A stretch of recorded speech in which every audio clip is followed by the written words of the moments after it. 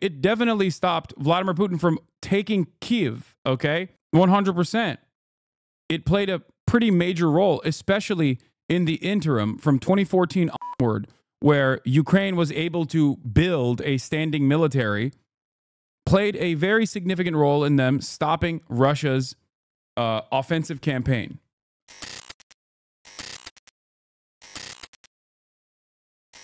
All right. Is Donald Trump still doing press conferences? I believe he will continue with the Modi press conference in a little bit. But let's get started on Ukraine. Donald Trump coming in hot and doing things about Ukraine that European leaders feel sidestepped on, seemingly. On Russian television, they could scarcely contain their glee. Quebec. Like an American prisoner released from a Moscow jail this week, the anchor woman asks, has Russia been promised Kyiv or Odessa? President Trump, she says, has an excellent friendship with President Putin. And what about the Northern Line is not acknowledging your comments. Disrespect is real. He can disrespect me if he wants. I still love him. Ukrainian president visiting a proposed nuclear power plant. President Trump called him after speaking to President Putin last night. It's important that everything does not go according to Putin's plan. He wants to make all his negotiations bilateral between him and the United States, but we, as a sovereign country, simply will not be able to accept any agreements taken without us. But this was Trump on Ukraine a few days ago. Like, the difference between Trump and Joe Biden or any Democratic leadership is that a Democrat will never actively say, will never openly say the truth. They'll never say Ukrainian autonomy is insignificant in this process. They will, as a matter of fact, consistently say we are behaving in the interests of our incredibly important allies. But the reality of the matter is, what Trump is saying. It doesn't matter what the Democrats say. What matters is what the Democrats do. Just like it doesn't matter what Trump says. What matters is what Trump does. Okay? So while Democrats will maintain the aesthetics and maintain civility, yes, of course, they also did not listen to the demands made by Zelensky on numerous occasions. Zelensky kept asking for more weapons. Zelensky kept asking for different kinds of weapons, air support. Zelensky wanted to do a flight-free, like they wanted to create a security zone above Ukrainian airspace. Okay, they wanted to do a no-fly zone. This would require American and NATO forces to constantly fly over the area and blow up Russian flights, blow up Russian air cover. Okay, this would have been a direct. This would have obviously been a hot war between nuclear powers, NATO nations, the United States of America, and Russia. They never did that. Okay, Biden gave billions to Ukraine. What the F are you talking about? My point is, regardless of what Ukraine's demands were, no matter how moral or how just, so giving Ukraine to Putin is the same as not supplying every request by Zelensky. What the F is this take? Okay, you are failing to comprehend the point I'm making. The point I'm making is that Ukrainian interests in this process. I'm gonna walk through this slowly but surely. Okay, there were plenty of needs that Ukraine had after the invasion. Okay, the Democratic administration did not abide by all of those needs. The Democratic administration did not turn around and give everything that Zelensky asked to Ukraine. Okay, they never would turn around and be like, Zelensky doesn't order us, we order him. They would never say the truth of the matter. Okay, and some of you, I think, were you fell for this consent being manufactured. You fell for this idea that like the Democrats actually did care about all of the emancipatory needs of Ukraine. and that it was actually a moral interest that America had. It was not. And I kept repeating this over and over again. Okay? Donald Trump turning around and saying the quiet part out loud does not change the dynamic. Okay? That's it. Fell for it again, award back-to-back champion. Yeah. You should remain neutral in politics, Hasan. Thank you. You know, they may make a deal, they may not make a deal, they may be Russian someday, or they may not be Russian someday. The new US Defense Secretary at NATO today may not aim to have Ukraine as... This is the difference between Donald Trump also undermining U.S. aid. Okay, yeah, I should stay neutral like Asmongold. I should stay neutral in politics like Asmongold, which would require me to just watch Donald Trump and go, yeah, that's pretty based. Yeah. Anyway, you should just tell people you are a centrist while holding all the same views. Yeah, I am. I'm a centrist. I'm a neutralist. I'm just objective. But something that a lot of people fail to consider here is that the situation in Ukraine is not, at this stage, the situation in Ukraine and what will happen in Ukraine is dictated by the terms of the battlefield. Okay? As in, there's two different options here. Will Ukrainian will Ukrainians living outside of Ukraine right now, Ukrainian men living outside of Ukraine right now, be forcibly deported back to Ukraine in order to be conscripted into the military and basically reinvigorate the Ukrainian defense forces because they need manpower more than anything else? Or will there be a land swap agreement, an inevitable end or an inevitable cessation of hostilities? Okay, you can criticize the Democratic Party without also blaming all of Trump's ridiculous things on them as well. I'm not blaming what Trump is saying right now. This is not even a criticism of the Democratic Party. This is a criticism of American foreign policy. Okay, you don't believe the billions from the U.S. government had a significant effect on Ukraine defending itself from invasion? No, of course it did. It probably stopped. Not even probably. It definitely stopped Vladimir Putin from taking Kyiv. Okay, 100%. It played a pretty major role, especially in the interim from 2014 onward, where Ukraine was able to build a standing military, played a very significant role in them stopping Russia's offensive campaign. I think it definitely played a role. Having said that, however, after that fact, there was one instance where they talked in Antalya on a 15-point plan that fell apart, and ever since then, Russia has been able to take more and more space in eastern Ukraine, move up eastern Ukrainian positions, annex key parts of eastern Ukraine in sham symbolic annexations and like ridiculous elections that they're holding, okay? While simultaneously destroying Ukrainian farmland, mining the shit out of eastern Ukraine, and hardening their positions. I thought you were pro-Russia. No, I'm not pro-Russia. Why would you think I'm pro-Russia? I've never been pro-Russia. Please stop relying on drama content creators who have no understanding of politics whatsoever. Okay? Jesus Christ. I can't believe we're 3 years into this and people still come in here. Can't believe Hasan is not pro-Russia. That's so shocking to me. I thought he was. How hard is this position hardened by a democracy today? And what? Find out. Side of black pill to go. I don't know what you're saying. Okay. You're a communist? Potato, potato? Yeah, exactly. Because of my communist background, I am, of course, in support of the communist kleptocracy that is modern Russia.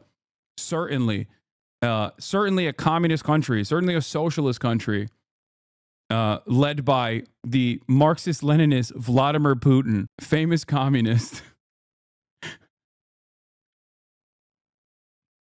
Anyway, I don't think that there is a tremendous difference. I don't think there is a gigantic difference between what any administration would do in this process. The only difference here is that Donald Trump will, again, say the quiet part out loud and defend it, even though it is indefensible. But that is because American foreign policy is often indefensible. the aesthetic differences are identical to the U.S. aid gutting. Okay? Now, Donald Trump says he's going to completely undermine U.S. aid.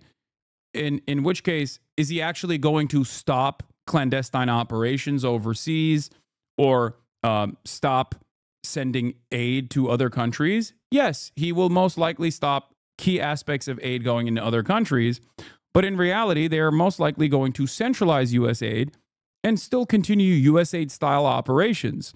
It's just that America is responding to its standing around the world changing, okay? As the global hegemonic superpower, as the cop, as the universal police force of the planet, America has lost a lot of soft power capabilities, and Donald Trump is accelerating that change to all hard power, all military, all stick, no carrot. That's it. Okay? I think this is a genuinely dangerous change. Can you explain what soft power versus hard power means? Yes. Soft power is when you do nice things for other countries and therefore garner goodwill. I'll give you an example from China. China sending Sinovac to the Philippines is an example of soft power. Okay? Soft power works hand in hand with American military might and American military capabilities. Okay? It's the carrot versus the stick. The carrot plays a pretty big role because it causes, or at least it creates an environment where 800 military bases all around the world in foreign countries is not seen as 800 separate American military invasions, but rather a security cooperation and a security partnership. The Ukraine-Russia line has mostly been fixed since 2022 to 2023. Russia gained 4,000 square kilometers of territory in 2024, which was largely meaningless, so it's currently a stalemate at enormous cost to both sides, of course. Russia gained 4,000 square kilometers of Ukraine in 2024. How many soldiers did it lose? Verifying casualty figures for soldiers in Russia-Ukraine war is difficult, as experts call it a war of narratives. But it's clear Russia has lost more troops than in any war since World War II. Yeah, it is endlessly costly for Russia to consistently engage in permanent war in Ukraine. And it is, of course, also endlessly costly for Ukraine.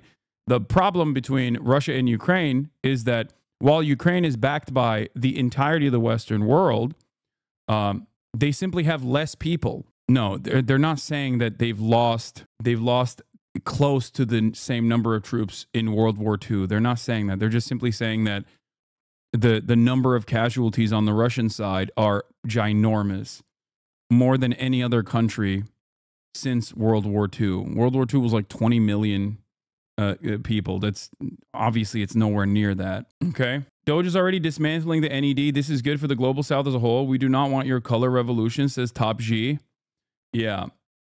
Once again, I think the difference between what America will do in the future versus what America has done for the past almost century is that they just won't try to masquerade what they're doing as like a good thing. Okay, a thing that everybody wanted. Only when you witness the unstoppable march of 1.4 billion patriotic volunteers will you finally wake up from the pitiful stupor forced upon you by living in the imperial core. But a fake socialist like you will never visit China. You will remain an ostrich with his very small head buried in the sand. First of all, don't threaten me with a good time, okay? Don't threaten me with a very... even though you are, making fun of my head size, which is something outside of my control and only a consequence of my very broad shoulders, which I believe in most Asian countries is seen as a positive anyway. Don't know if it's the same in China as well, okay?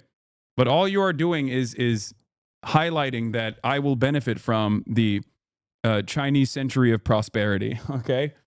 That's all you're saying. Anyway, if given the chance, would you visit China? I really want to. I want to visit China this year. Not exactly sure when I would do it, but I do want to do it. That is a certainty. You're a smart guard. Do you really think Kamala would have pushed for a ceasefire in Ukraine? Biden's deal was muscular liberalism, and Kamala was about preserving his legacy. I think muscular liberalism aside, the only thing that would be different is the aesthetics and how it is presented. Because once again, and I repeat this position over and over again, and I think I will have to repeat it over and over again, the only difference would be how it is packaged. because the situation in Ukraine is not dictated by simply just like American interests or Russian interests. It is more so dictated by the terms of the battlefield. And if Ukraine is simply running out of manpower, as I've reported over and over again over the course of the past couple of months, and as the appetite towards more war is waning, regardless of the moral position that many Ukrainians maintain in emancipation from Russian invasion, okay? At the end of the day, there's a desperation that sets in when you simply don't have enough manpower. So unless you send in American mercenaries or something by the tens of thousands beyond the Foreign Legion, okay, and try to change the dynamic of this battle with no severe Russian response, no like nuclear Russian response or whatever. Running out of manpower is such an AI way to say such a grim thing. Yes, running out of manpower means Ukrainians are dying. Okay, that's it. That's what that means. I think the reason the U.S. is letting go of its soft power is because U.S. is now unable to use access to the dollar and Western markets to control governments. China is a far better market and they do better deals. Washington knows it's not the global hegemon. I'm afraid they will try to start a world war to stop China's growth. They just know trading isn't working anymore. Where is the sentiment that Ukraine is lost, though? I mean, this is not a sentiment. This is just a grim but realistic analysis of what the situation looks like in terms of Ukrainian manpower. That's why I keep repeating that there are millions of Ukrainian men that no longer live in Ukraine that got refugee status in the West. What do you do in that situation? Do you forcibly extract them and then force them back to go and pick up arms against Russia? Do you deport Ukrainian men from all of the Western nations that they went to, okay, and then force them to serve in the Ukrainian defense forces? Because that's the only way at this point. That or conscription for all Ukrainian men down to the age of 18 is the only way that you can maintain this posture, this defensive posture. Or do you tell Ukraine that it's basically over? Russia, being this despotic authoritarian nation that it is, and being significantly larger than Ukraine, has the capacity to keep pushing men to the front lines in a way that Ukraine can't keep up. That's it. Russia just has more people. At the end of the day, wars are fought on the boundaries of attrition, and Russia has more manpower to lose. They're not even using their own people. They're using North Koreans. No, I think that's more so aesthetic partnership with North Korea, saying like North Korea also has a say in this, or North Korea also is involved in this. Are they using North Koreans? Yes. Is it partially because they've run out of a lot of manpower? Certainly, but it's not like a game changer for Russia at all, I think. Anyway, honestly, Ukraine has to convert into an attrition, anti-occupation, guerrilla war. Open field wars will always be in Russia's favor. Give them territory, then give them hell. I mean, as a Ukrainian, I can confirm your point that Ukraine has no more men, but from here to say that Ukraine has lost, it seems to me a somewhat pessimistic vision. However, the Ukrainians will not give in to Russia's demands if they do not at least concede something to Ukraine. I think the general feeling is better to all die than to surrender. In terms of loss overall, I think that both sides have lost a lot in this process, for sure. Like Ukraine has had, I guess, somewhat of a Pyrrhic victory, in terms of being able to stop the Russian forces. And there's a tremendous number of Russian combatants that have been slaughtered in the process as well. The problem there is when one side just has less people, what are you supposed to do? Is there actually any proof that there are DPRK soldiers in Ukraine? All I've seen are articles citing the Ukrainian and South Korean intelligence. I think that even the Russian side has admitted to using, or like all the reporting says that they're using it inside of Russian territory in terms of like internal defense in Kursk and whatnot. Some of it is like Asian Russians, which exist, but they have captured some DPRK forces, from what I understand. I don't know if they're in the front lines on Ukrainian territory, but I've seen some videos even on Russian hospitals about like Russian combatants in hospital chilling with the what they claim are North Koreans. But then again, as this Al Jazeera article shows, it is a war of narratives. Not that it ultimately matters, because once again, it's not like a significant difference maker. It's more like, I would go so far as to say that getting artillery shells from DPRK for Russia was more significant in this conflict than the actual troops. Because I think a lot of people on the pro-NATO, pro-Ukraine side look to that and say, oh, it's because like Russia has incurred tremendous loss, which is true, they have, without matching that up against what the current Ukrainian defense forces look like. I think it's more so just a partnership that Russia has with the DPRK and reaffirmation of said partnership than anything else. There's a lot of FPV drone footage showing a lot of Asian combatants. I know, but Russian forces also have a lot of minority populations in Russia. There's ethnic Russians that are still Asian. So drone footage doesn't necessarily show that they're definitely North Korean. Not saying that there aren't, by the way. Most of Russia is in Asia. So like Asian as in like East Asian, like dudes who look like they could be North Korean. Russian someday. But the very idea is an anathema to You're talking about the indigenous populations like Tuans, Khakas, Buryats, etc. Yes. everyone else in the room. There is no betrayal there.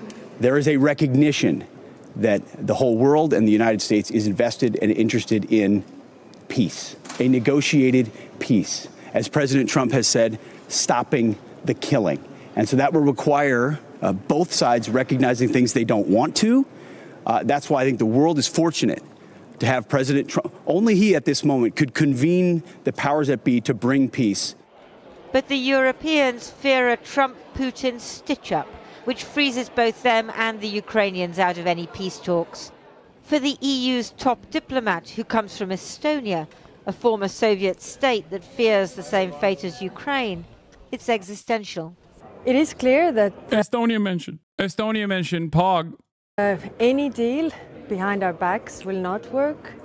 Any agreement will need also Ukraine and Europe being part of it, and this is clear that appeasement also always fails. So Ukraine will continue to resist, and Europe will continue to back Ukraine.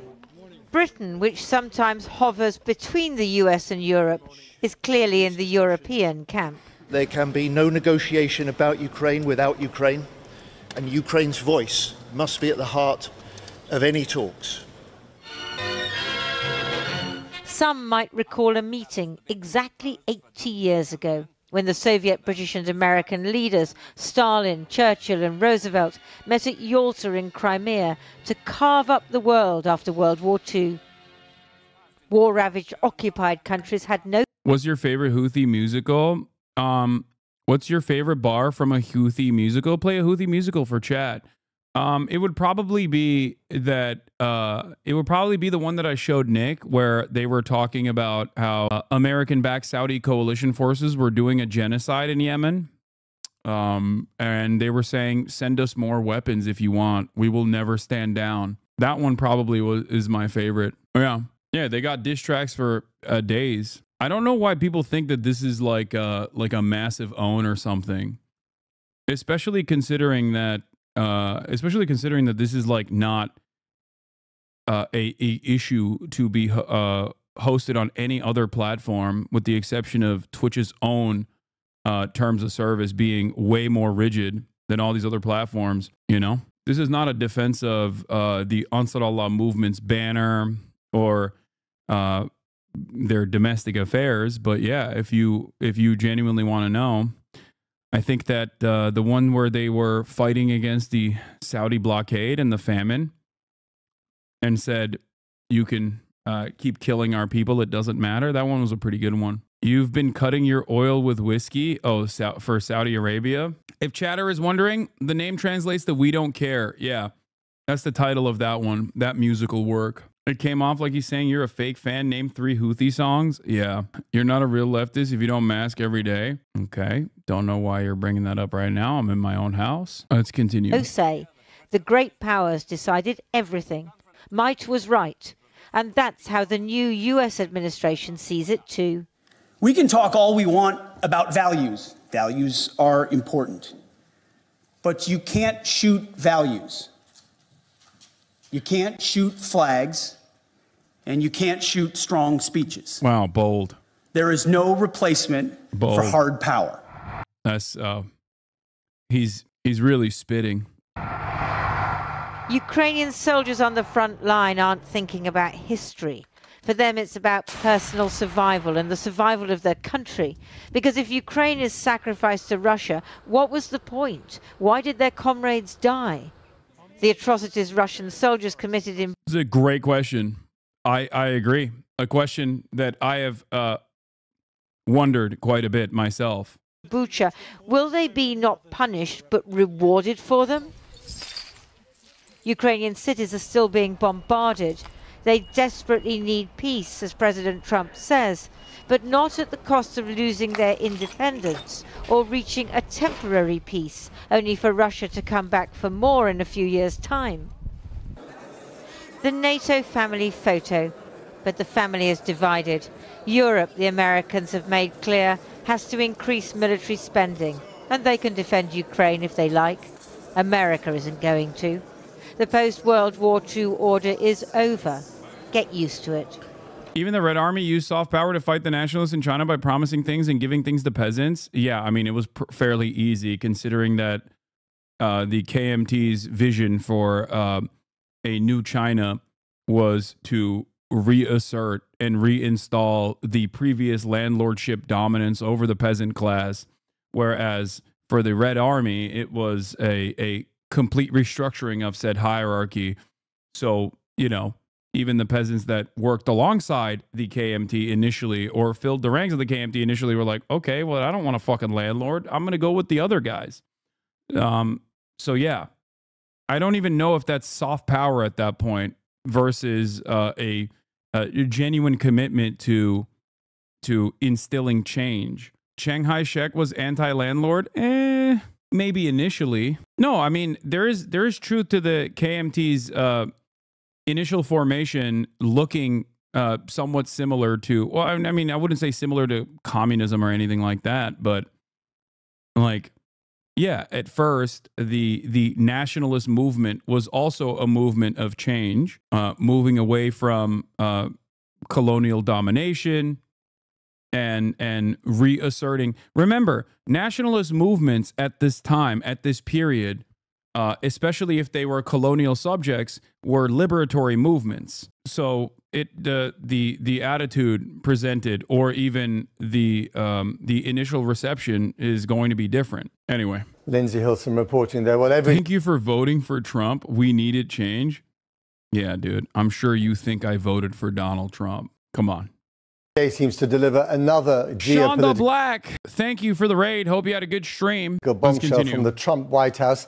Let's get more from our Washington correspondent, Siobhan Kennedy. Siobhan. Well, no bombshell.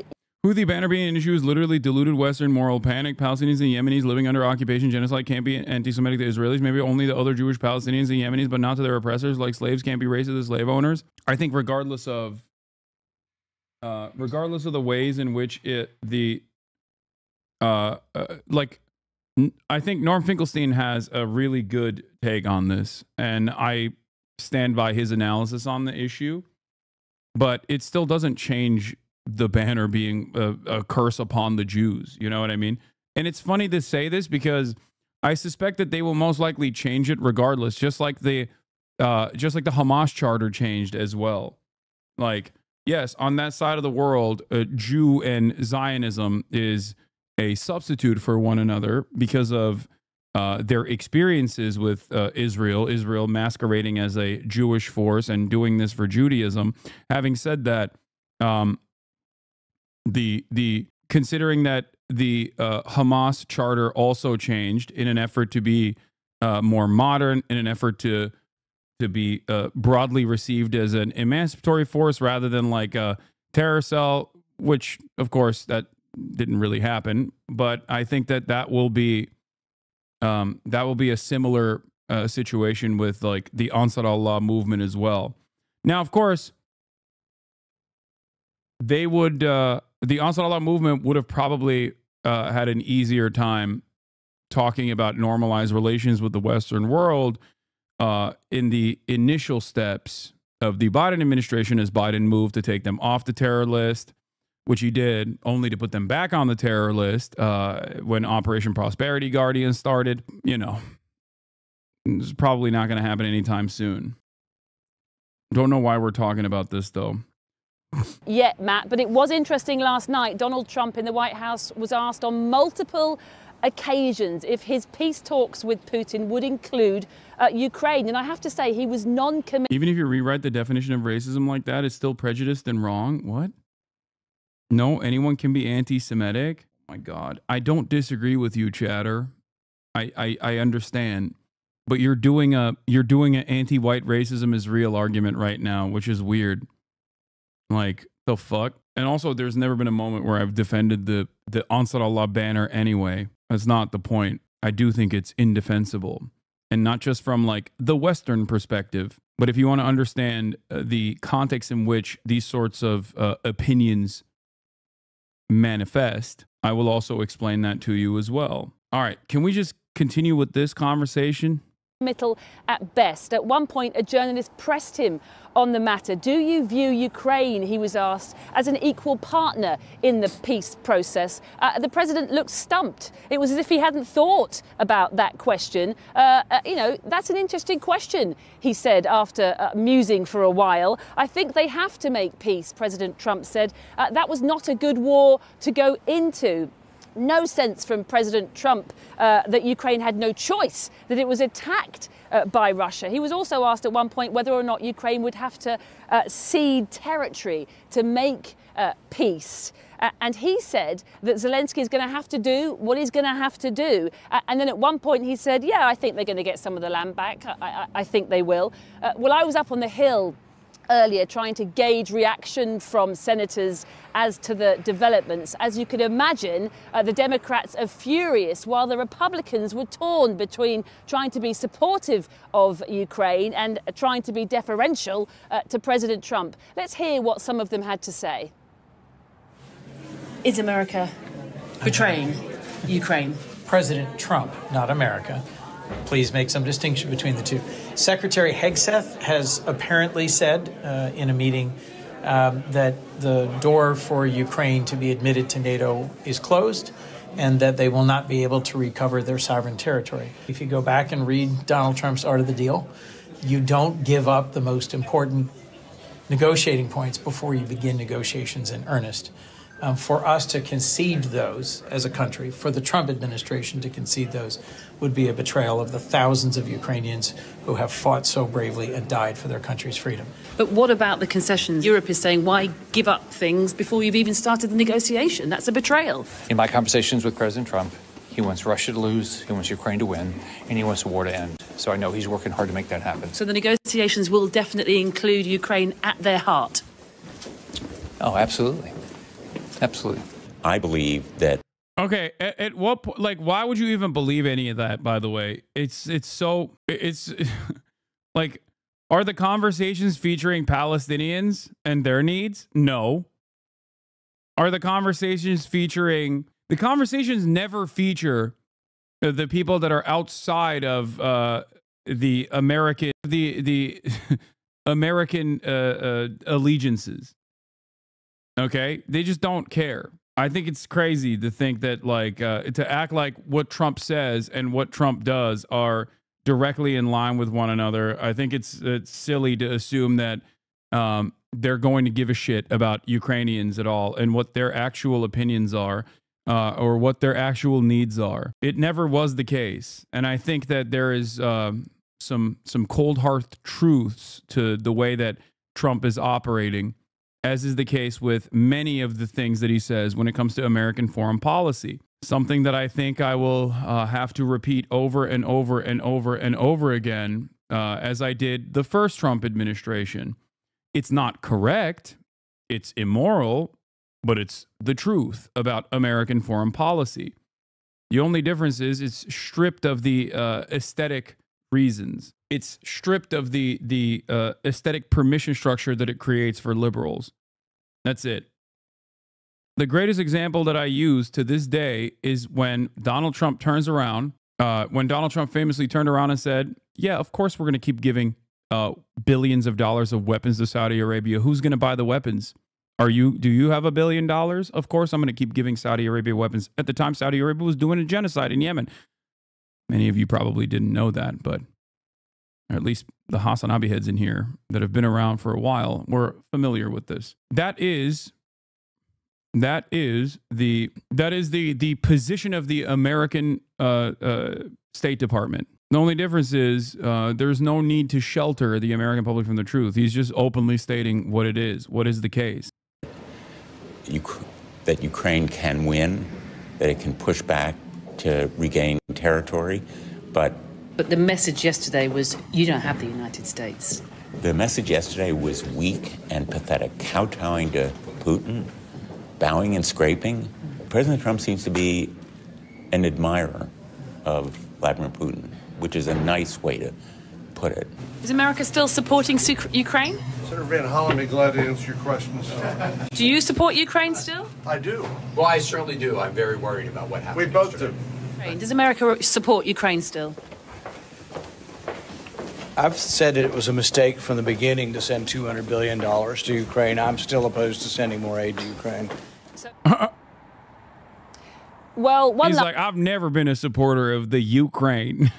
Why are you asking me that? Last thing, President Trump reiterated that he does plan to meet Putin in Saudi Arabia. He said that Putin would also come here to Washington, D.C., and that he would go there to Moscow. He was asked at one point whether or not he would meet Zelensky in... I think my most controversial opinion on this is that not dissimilar to what I've said about the Biden administration, knowing full well that the Trump administration was going to take the reins, or even the danger of the Trump administration coming back into power, the Biden camp should have packed all of this shit up. They should have packed it up in their own vision if they chose to do so, whether it be with Israel or whether it be with the Obama administration the first time around, ensuring that they put a Supreme Court appointment up there, no matter what the cost, considering that there was a likelihood that Trump might actually win and then do whatever he wants with the Supreme Court. Major mistake from the Democratic Party. Major issue with oversight. So even if you're a Dem, even if you're a NatSec Dem, okay, I certainly am not. But let's say there are some national security Democrats out there, okay? There's plenty of pro-NATO Democrats out there. There's plenty of NatSec Dems out there, okay? How do you look at this? How do you look at the situation and think, well, the Biden administration probably should have packed all of this stuff up to ensure that the Trump administration couldn't come in and actually seize the reins of power and deal with it in the way that they want to. Okay? That's it. Same with Ukraine, same with Gaza, especially with Gaza, because there is a lot more power and influence that we have over Israel as opposed to power and influence that we have over Vladimir Putin, okay? A foreign adversary with his own needs, own material needs, and violent ambitions. That's it. That's my statement. So if you're here upset about Donald Trump assuming the role of assuming control over all of this foreign policy initiatives, remember that this only happened as a direct consequence of the Biden camp not actually doing what was necessary at the time when they had 3 years to change the dynamic, whether it be offering more weapons faster or directly meeting Russia and coming to the table and trying to facilitate some kind of ceasefire negotiation. Whether you believe that Russia will keep up their end of the bargain or not does not matter, because instead you just had no ceasefire and all war. Putin is going to reject the deal? I doubt it. I think that he has also incurred significant penalties significant losses. So it is in his best interest as well to try and pack the situation up and solidify the boundaries of all of the territory that he annexed. I think that one of the biggest oversights in the Biden camp, from my perspective, was consistently saying, "Oh, we're not going to talk to Vladimir Putin. We're just not going to do that," which was a lie. They did talk to Vladimir Putin. They talked to Russian envoys when there was a hostage negotiation at play, but they never talked to any sort of Russian envoys when it came down to facilitating a ceasefire. I think that was a major oversight from the Democratic Party once again. In Ukraine, again, he looked puzzled and he said, well, I might. He wouldn't commit to that. Matt. Orders of power in Washington. Thanks very much indeed. Let's go to Chris in London. Well, joining me now is Timothy Milovanov, Ukraine's former economy minister and president of the Kyiv School of Economics. That could have happened only before the elections and maybe even before Brandon dropped out. No, that's what I'm saying. No, that's precisely what I'm saying. That is what I mean. Yes, that's why I said there were 3 years where the Biden camp could have actually... You know what's ironic? If the Biden camp actually went in and said, no, we got to talk to the Russians, I suspect that the statement, the attitude from Fox News and the Republican right would most likely be, fuck these guys. They're doing Obama-style apologia tour for an enemy of America, regardless of what Trump's rhetoric around this issue has been. Except, you know, they didn't do that anyway, so here we are. Anyway, this is still coulda, woulda, shouldas, and there's a lot of that, but it doesn't matter. So why do the Dems need to be nice? What do you mean? Need to be nice? I'm simply stating that if the Democrats had a different vision for Ukraine and how it should basically end, then they should have implemented it, or at least tried to implement it. I suspect that they don't have that much of a different vision from the Trump cabinet regardless, because American foreign policy is uniparty, and the marginal differences from the Republican administration and the Democratic one is that the Republican administration has a different way, especially with Trump, has a different way of pushing their agenda, and they oftentimes will go further right and become more reactionary and fuck things up even further and get more violent, regardless of what they say they're interested in doing. The only way that any kind of conflict ends is if it's an inevitability due to the conditions of the battlefield. Afghanistan withdrawal is a great example of this as well. Negotiated by Donald Trump, implemented by Joe Biden. Donald Trump turned around and shit all over Joe Biden. Joe Biden pulling out of Afghanistan while following the conditions set forth by the Trump administration. Why did we pull out of Afghanistan? It got to a point where it was just costly for no reason. Ukraine could say no to whatever Donald Trump agrees with Vladimir Putin. Well, there are minimal conditions for peace on Ukraine side. One of them is not ceding more territory unoccupied. The second one is some meaningful guarantees, security guarantees, because if those are not there, what is there to negotiate or agree to? You know, just accept Russian conditions. Yeah, this is the most Ukrainian man alive, is what someone said in the chat, and I agree. His name is Timofeev. So something, you know, for Ukraine to sacrifice, to make painful sacrifices, whatever they are. I think it is important that Ukraine gets something back, and Ukraine is an independent country. So it could say no. I mean, you know, the US Defense Secretary is saying effectively Europe has to be the security guarantor for Ukraine. Now, this just comes a couple of days after President Zelensky said, well, that's just impossible. Well, yes, indeed.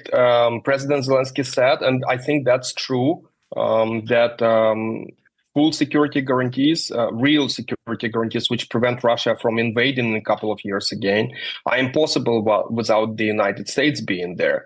Europe can provide, what, 50, 70, 80% of all. But that's, you know, the US has to be there. Otherwise, you know, the war will restart or likely to restart soon. So, yes, that's correct. And I think we have to bring the US in some form. Do you think most Ukrainians will see this as a betrayal? Oh, yes, absolutely. Most people see it as betrayal right now in Ukraine. The US cannot be relied on. And also, President Trump appears to be very weak because he conceded to Russian demands before even getting anything out of it. So it looks like Putin has played President Trump. At least that's how it is seen from Ukraine. It's also remarkable to hear politicians both in Europe and in Britain comparing this to appeasement. Oh, yes, absolutely. I think it is appeasement. Peace through strength. I haven't seen any strengths. No one has seen any strength. I love when Asmongold supporters come in here and go, how is this guy not banned yet? One, I don't even think Asmongold agrees with you in terms of getting me banned. I would be shocked if he did. But two, like, what do you mean? What do you want? He's already the largest commentator on the platform, largest political commentator on the platform. You just want, like, no dissent whatsoever? No dissent? No leftist position to ever be reflected on this? Is that your argument? And if you're also not an Asmongold supporter and saying, how is this guy not banned? Then what is your expectation? Do you want Asmongold to be the only voice of politics on this platform? He already has developed quite the audience of right-wingers. What happened? I thought you guys hated cancel culture. Saying you are a leftist is a massive stretch. Who is a real leftist in your estimation? You personally say you hate Democrats. God, I love doing political commentary. The anti-capitalist leftist Democratic Party in the United States of America, as a person who is a critic of the Democratic Party for demanding that they do something, anything really. I myself am, of course, not a real leftist. Real leftists are the pro-Kamala, pro-Biden coalition that is currently doing what? Yelling at their base of support for demanding that they do things. Respect. Pro-Obama, I would say, is a leftist. M. Hud. Andre the Balkan, you are too stupid to navigate this type of conversation. Return to soccer talk and having a T-shaped hairline. American education. His name is Andre the Balkan. I don't think this is a American education, chatter. I have a full head of hair, man.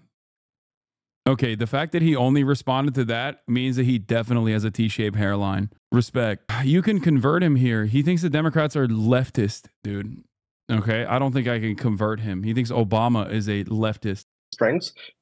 People have seen weaknesses only in these negotiations, so to speak, negotiations, quote unquote. So we'll see what tomorrow brings. Maybe it's some kind of very complicated and brilliant strategy to appease Putin in terms of rhetoric, but then in practice provide Ukraine with real security guarantees. I think this will become very clear very soon. But is there a realistic alternative to accepting whatever Trump negotiates, given how reliant Ukraine is on the United States to wage its war? I mean, could Ukraine go back to war without America? Well, Ukraine is in war right now, and what the U.S. is offering is basically nothing, or Russia is offering. I'm actually not even convinced that Putin is willing to stop the war, or he's negotiating in any good faith. What is clear, I think, de facto to everyone, and President Zelensky has spoken about it, that getting territory back at this point is not realistic. It has to be done through some other measures in the future. Then NATO, frankly, even under the Biden administration, that has not been on the table. I think here, President Trump and Secretary Haggis, they basically say what they say what the Biden administration has been saying behind the doors, but not publicly. The U.S. doesn't want to see Ukraine in NATO. So on that front, I think it is okay. It's just reality. The real question is, will there be... what? This guy might be... Wait a minute. This guy might be a Russian operative who loves Vladimir Putin. I can't believe he said that. Wait a minute. This guy, but all of the drama farmers have told me that anyone who says those things is a Vladimir Putin supporter, like Hasan HasanAbi Piker, who's the #1 Vladimir Putin supporter of all time. It's interesting that the most Ukrainian man on the planet is also saying the exact same things that Vladimir Putin supporter Hasan HasanAbi Piker is saying.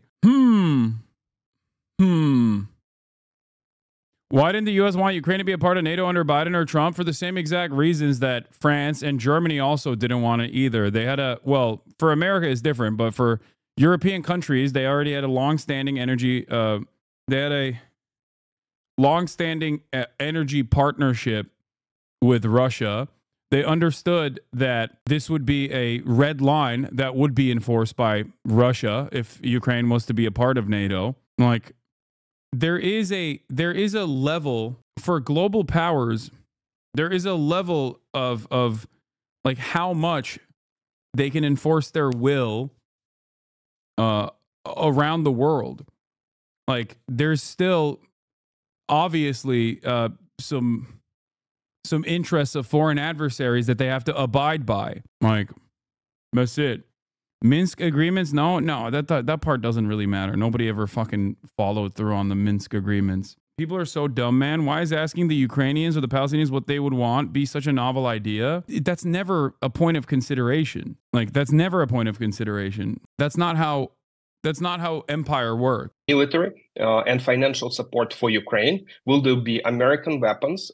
And will there be any kind of troops in some form, in whatever form, to prevent Russia from invading in the future? Exactly. I mean, if Ukraine were to reject a Trump offer of a deal and Trump pulled American weapons, can the war go on from Ukraine's point of view? Yeah, it will. More people Trump is will live die. with Modi, by the way, and we'll get to that after this video is over. I think Russia will make some gains, but those will be incremental. I don't think there is any chance Russia or Ukraine will make any major movements on the front because the nature of this war with this asymmetric technology, with actually very cheap drones, is that making large advancements are very, very difficult, close to impossible. So I think even at a very low support level from Europe, Ukraine will be able to resist, but Russia will be making advancements. Mr. Milovanov, thank you very much indeed. Matt. Well, joining me now is Nina Khrushcheva, a professor for international relations based in New York and the granddaughter of the former Soviet leader Nikita Khrushchev. It's good to have you back on the program. Do you think Vladimir Putin, given this olive branch from the Trump White House, actually wants to end the war at the moment? Or do you think he's on a roll and wants to continue? I think actually Putin he can end the war if conditions are fine, and it seems like now they're fine for him. He can end the war. He couldn't end this war if he's not a winner of it. He certainly could not be a loser. But now the winning can be presented because Trump called himself, apparently. We don't know exactly who requested the phone call, but it looks like it is Donald Trump. After she inherited his good looks. She looks exactly like him. Donald Trump was all complimentary, talking about Putin and himself as we, and then referring to Zelensky and potentially not necessarily very recent. That is the most Russian-looking house I've ever seen in my entire dang life. Respecting terms. So yes, I think he wouldn't mind if conditions are right for him. And for now, they do look right, although there is a very long road, as we all understand, from the conversation to the actual ending of this war. And I mean, the Kremlin today actually, tried to reassure Zelensky that he would be involved in negotiations. And we heard similar sort of reassurances from the White House. Are those reassurances to the Ukrainians and to the Europeans to be believed, do you think? Well, I think if Zelensky, I imagine, I don't know what exactly they're talking about, but for Putin and Trump, or for Trump and Putin, we don't know who is going to be the first in this scenario. If Zelensky behaves, that's fine. He can be there. But if Ukraine, and actually in your previous pieces on this subject, it does say the West is going to stand with Ukraine for as long as it does. But realistically, if the United States withdraws, there is absolutely very little possibility that the war continues. Yes, it's going to be withstanding Russians' offensives, but Russians are going to take more territory. So they would not mind having not one picture on the wall, all mirrors.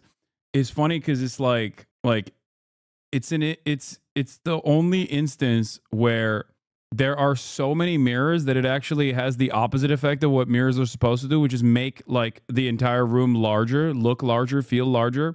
But because there are so many mirrors of various different sizes, it ends up making the room look smaller. I mean, Zelensky, but at the same time, we already heard Keith Kellogg saying that Ukraine needs elections. Is it a step to say that when we get to negotiations, it needs to be something else because Zelensky is too kind of war president of peace? So do you think by calling for elections, they're kind of hoping that he would be voted out of office and someone more pliant might come in?